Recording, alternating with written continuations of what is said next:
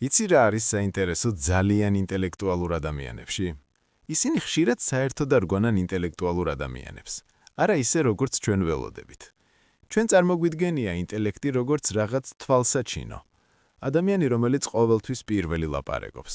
ადამიანი, რომელსაც ყოველთვის აქვს პასუხი. მაგრამ ნამდვილი ინტელექტი ხშირად იმალება დახვეწილ ქცევებში, წყნარ ჩვევებში, იმაში, როგორ ფიქრობს ადამიანი. და არა მხოლოდ იმაში, რას ამბობს.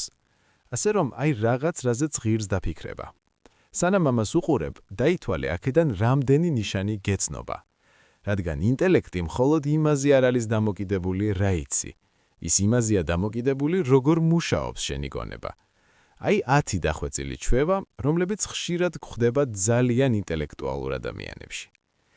პირველი, საკუთარ თავთან საუბარია. ეს შეიძლება უცნაურად ჟღერდეს, მაგრამ ფსიქოლოგიაში ამას თვითმიმართულ მეტყველებას უწოდებენ და ის მნიშვნელოვან როლს თამაშობს ფიქრში.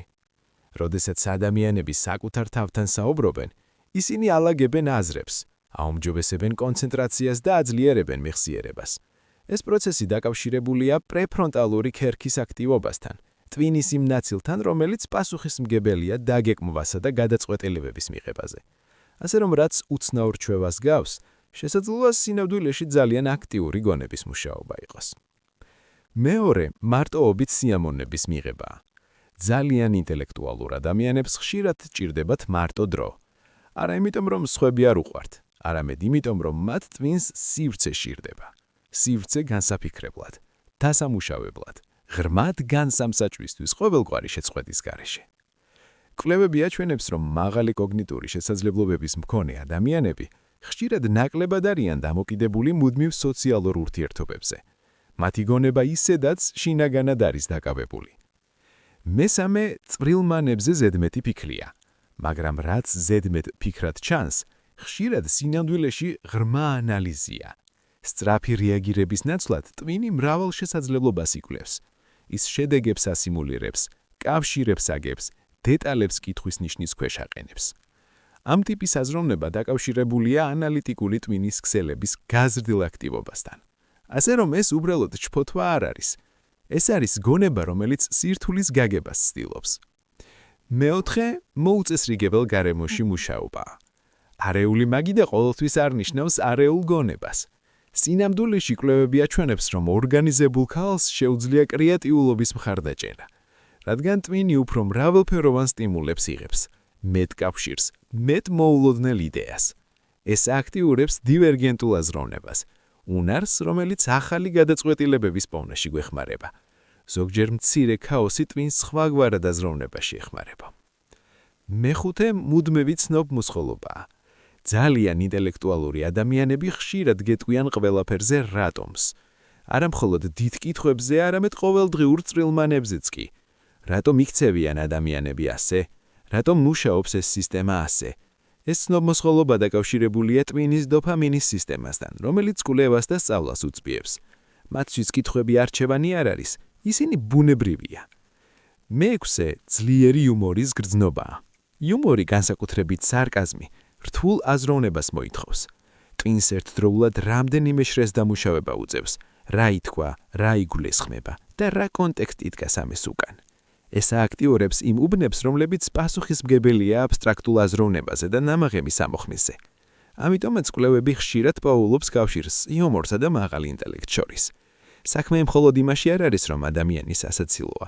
საქმე იმაშია, რომ ის სხვებისგან გამორჩეულ კავშირებს ხედავს. მეშვიდე არის ის, რომ ადამიანს კომფორტულად შეუძლია თქვას არ იცი. ეს უკავშირდება იმას, რასაც დანინგი-კრიუგერის ეფექტი უწოდებენ. შეზღუდული ცოდნის მქონე ადამიანები ხშირად აჭარბებენ იმას, რამდენი იციან. მაგრამ ძალიან ინტელექტუალური ადამიანები საპირისპიროს აკეთებენ. ისინი აღიარებენ სირთულეს. მათ ესმით, რამდენი რამ არის კიდევ სასწავლი. ამიტომ, დარწმუნებულობის მოჩვენების ნაცვლად, ისინი გახსნილებით რჩებიან. არ ვიცი, ხდება ცნობიერების ნიშანი და არა სისუსტის. მერვე ღამით უფრო აქტიური ფიქრია. ბევრი ძალიან ინტელექტუალური ადამიანი ამბობს, რომ გვიან საათებში გონებრივად უფრო აქტიურია. როცა ყურადღების გადამტანი ფაქტორები ცოტაა, როცა გარემო მშვიდია, ტვინს შეუძლია უფრო ღრმა რეფლექციაში გადავიდეს. ზოგი მკვლევარი ვარაუდობს, რომ ეს დაკავშირებულია კოგნიტურ მოქნილობასთან, უნართან მოერგო არატრადიციულ მოდელებს. ღამე ხდება დრო შეუწყვეტელი ფიქრისთვის. მეცხრე არის მეტი დაკვირვება ვიდრე ლაპარაკი. საუბრის დროს ძალიან ინტელექტუალური ადამიანები ხშირად არ ჩქარობენ. ისინი პასუხამდე აკვირდებიან. ამჩნევენ ტონს, ქცევას და დახვეწილ ნიმუშებს. ეს ასახავს სოციალური ნიმუშების სამოცნობის ძლიერ უნარს. ისინი ჩუმად არ არიან, იმიტომ რომ იდეები არ აქვთ. ისინი ჩუმად არიან, იმიტომ რომ ინფორმაციას ამუშავებენ. და მეათე არის მუდმივი მნიშვნელობის ძიება. ძალიან ინტელექტუალური ადამიანები ხშირად ღრმად ფიქრობენ ცხოვრებაზე, ადამიანებზე, მიზანზე, იმაზე, როგორ არის ყველაფერი ერთმანეთთან დაკავშირებული.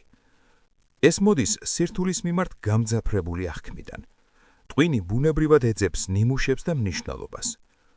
ზოგჯერ ეს ფილოსოფიურია, ზოგჯერ კი უბრალოდ ჩუმი კითხვაა, რომელიც ფონან რჩება. მაშ, რამდენად ხშირად ვიგებთ არასწორად ამ რჩევებს? ადამიანი, რომელსაც მარტოყოფნა უყვარს, შეიძლება ცივად მოგვეჩვენოს. ადამიანი, რომელიც ბელს ფიქრობს, შეიძლება შფოთიანად მოგვეჩვენოს. ადამიანი, რომელიც კითხვებს სვავს, შეიძლება რთულად მოსაყოლი მოგვეჩვენოს. მაგრამ ზოგჯერ ეს სისუსტეები არ არის. ეს არის ნიშანი იმისა, რომ გონება სხვაგვარად მუშაობს. რადგან ინტელექტი მხოლოდ ცოდნაზე არ არის დამოკიდებული.